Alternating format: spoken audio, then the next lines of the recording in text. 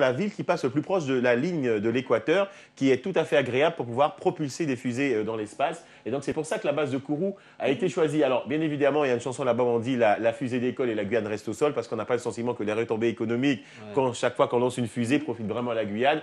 Il y a des chansons comme ça. Et le fleuve le plus connu, c'est celui de Yapok, je crois. Il y a le fleuve de Saint-Georges de l'Oyapock, hein, qui passe ici, qui passe juste ici, hein, le fameux fleuve de Saint-Georges de l'Oyapock, qui va se jeter dans l'océan Atlantique. Mais vous avez d'autres fleuves du côté du Saint-Laurent, notamment le Saint-Laurent, le fleuve Maroni, Saint-Laurent qui est un petit peu vers, pas vers l'intérieur des terres, mais plus au fond. Il y a deux villes très connues qu'on ne voit pas, Gennevilliers et Bobigny, elles sont où exactement? Ouais, elles sont tout au fond dans la forêt. Alors, et toi, vous avez Rio, le Brésil. tu viens d'où? Tu viens de quelle ville, Rio? Et moi, je viens de Cayenne, hein, la capitale. Vous avez le Brésil, on est limitrophe avec le Brésil et le Suriname. Voilà, et le Brésil, c'est Saint-Georges-de-l'Oyapock. Vous allez à Saint-Georges-de-l'Oyapock, vous traversez juste la rivière de Saint-Georges-de-l'Oyapock et vous êtes au Brésil. Ah tiens, je vois que Marcy Poulani vient de chez vous. Qui? Marie Passoula. Marie quoi? Marie Passoula, ça vient de... certainement de Marcy Pulami. De Marcy Pulami. On n'aurait pas dû la faire. Le Marcy Pulami est né à Marie Passoula. Hein, c'est une de nos inventions. Voilà, en gros, voilà. Et il y a aussi Papa Ishton, c'est quoi le truc? Alors, Papa Ishton, alors, c'est pas, ne me demandez pas d'où vient l'origine des noms. Voilà. Papa Ishimon-Jliton. Hein? Papa Ishton, Marie Passoula, Grand Santi, c'est vraiment l'intérieur des terres qui vous rapproche du Brésil, enfin, plus de Suriname par là. Et si vous êtes vers Camopi, Saint-Georges, Oléapoque ou bien Trois-Sceaux, vous pouvez aller donc vers le Brésil. Il y a de très belles criques. Il y a de très très beaux endroits pour passer des week-ends forcément agréables. En ce moment, quel type de climat? Actuellement, c'est une petite période des pluies certainement, mais généralement il fait toujours dans les 28, les 30 degrés. Hein. C'est vraiment idyllique. Hein, comme, toute l'année?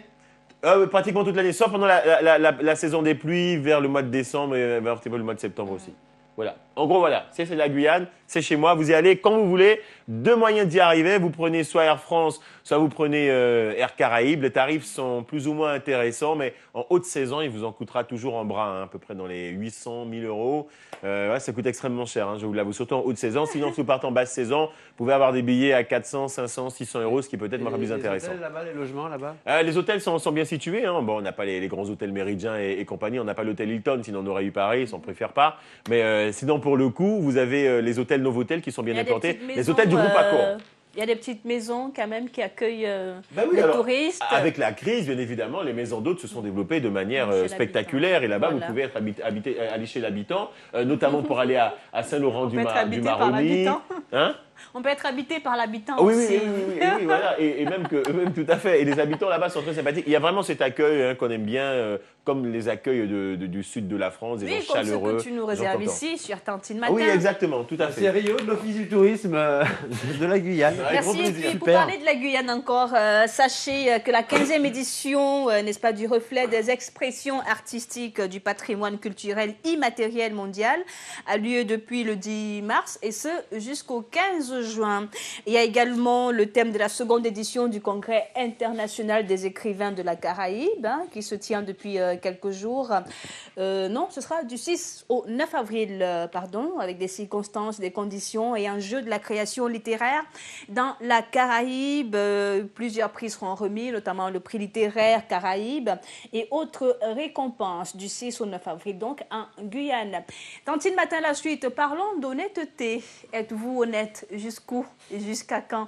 Pouvez-vous être honnête après ce qu'on va écouter, entendre par Rio aujourd'hui?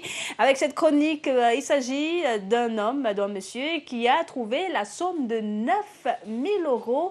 Et la suite maintenant. Ah bah oui, exactement, oui. Alors quel est le prix de votre honnêteté? C'est la question qu'on a envie de se poser. On s'est tous dit un jour que si on trouve une somme d'argent dans la rue, qu'est-ce qu'on va faire? Alors soit on la ramène, ça, si on a des factures à payer, on va peut-être quand même se servir un petit peu, puis finalement, on va peut-être garder l'argent parce que tout ce qu'on trouve par terre peut vous appartenir. Hein. C'est un peu comme on va trouver un trésor, il vous revient en grande partie. Mais ici, dans Paris, on aura plus l'impression qu'il y a une caméra cachée quelque part. Oui, c'est-à-dire il y a des caméras cachées comme ça, hein, avec le petit billet ou bien le petit porte-monnaie et puis avec du fil de lin très fin et hop là, pour pouvoir faire marcher la personne. Alors, ce que ça peut représenter, on a deux photos. Vous allez voir des billets, des euros, ce qui donne vraiment envie. Hein. L'argent, ça attire vraiment ces belles couleurs.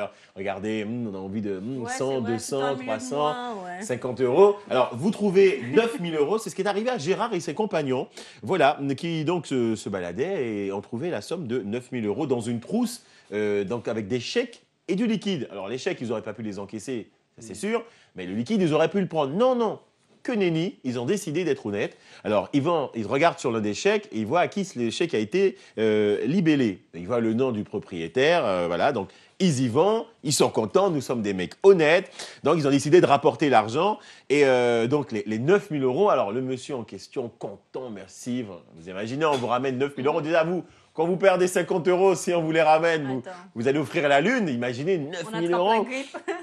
Alors, c'était 3 ouvriers, en fait. J'ai jamais vu de billet de 50 euros, moi. Hein. Alors, c'est quand même trois ouvriers, donc très honnêtes pour le coup. Et devinez combien leur a donné en récompense, quel a été le prix de leur honnêteté. On y va, petit tour de table. On va poser la question en régie aussi à Sylvie, Nabir. Ils étaient combien?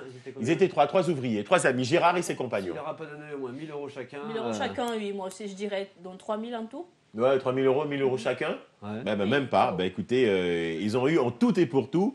Et pour chacun. Non, ils ont appelé les flics, ils se sont fait embarquer. Non, ils ont eu chacun 5 euros.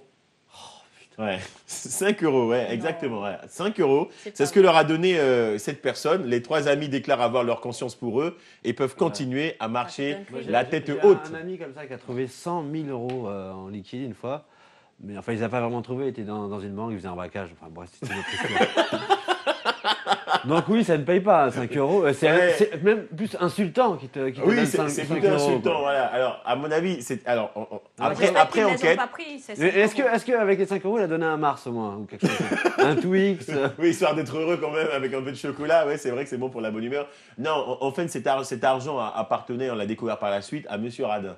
Et le fameux Monsieur Radin. Donc, ils sont juste mal tombés. Alors, est-ce que pour autant, il ne faut pas être honnête? Et ils ont dit une chose intéressante. Ils ont dit, nous gardons notre conscience pour nous. Ils peuvent marcher la tête haute et dormir tranquille en se disant, nous sommes des ouvriers honnêtes et nous valons 5 euros. Moi, je parie que ce monsieur, il a vraiment perdu ses 9 000 euros après. Il les a vraiment perdus, quoi. Je ne sais pas dans quelles circonstances, mais en tous les cas, s'il les perd une deuxième fois, jusqu'à ce point. S'il les perd une deuxième fois, c'est pas sûr qu'il a le droit. Par contre, ça m'est déjà arrivé d'aller à la caisse d'un magasin. J'avais été chez un Fnac Virgin, voilà, pour citer les deux, pour pas faire de pub.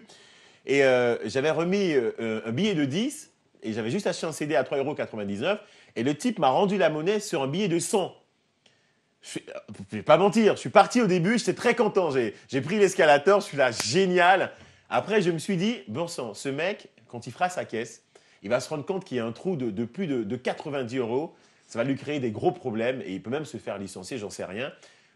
Ma conscience m'a reproché cela. Je suis redescendu, je lui ai dit, écoutez, vous m'avez remis la monnaie sur 100 €, je vous ai donné un billet de 10. Le mec, il n'en revenait pas. Et quand vous faites preuve de tant d'honnêteté dans un monde où, généralement, avec la crise, on a presque envie de mettre son honnêteté dans sa chaussette, eh bien, le type était vraiment très content et vraiment, il m'a remercié, vraiment, c'est super gentil à vous. Et là, il m'a remis les 90 €. Non, je plaisante. il les a remis dans sa caisse, il était très content. Belle histoire, c'est tout à ton honneur, mais il faut rappeler que tu continues à voler les sacs des vieilles. Faut pas non plus que l'on s'emballe sur toi. Hein.